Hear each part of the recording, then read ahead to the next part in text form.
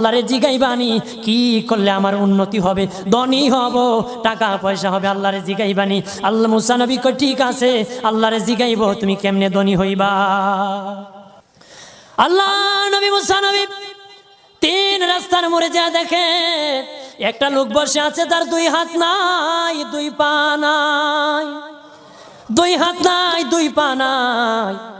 ওই লোক ডাক দিয়া কয়, মুসা রে, জীবনে কোনোদিন নিজে হাঁটতে পারি নাই, নিজ হাতে খেতে পারি নাই, কেউ খাওয়াইলে খাই, নতুবা উপবাস থাকি, বৃষ্টি আসলে ভিজি, সেখানে আমি আবার শুকাই। ও মুসা, জীবনে কোনো কাজে দুনিয়ার লাগি নাই, আল্লাহরে জিগাই বানি কোন কারণে আমারে বানাইছে। আল্লাহ জিগাই মনে মুসা নবী আল্লাহরে তোর বাহারে মুসা নবী।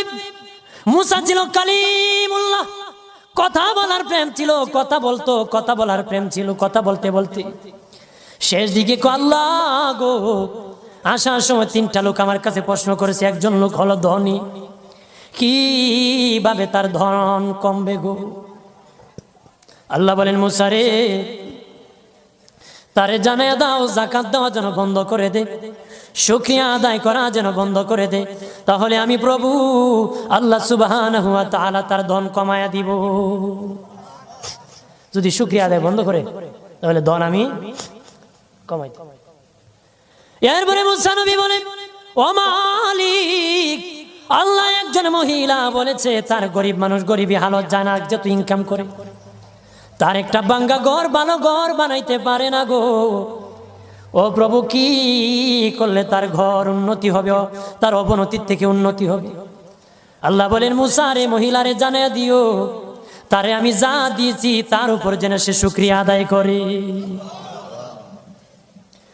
মুসা নবী বলে, মালিক, তিন রাস্তার মোড়ে গো আল্লাহ, একটা লোক তুমিও দেখতেছো যার হাত নাই পা নাই। কত মানুষ হাত নাই গো, কত মানুষের পা নাই রে।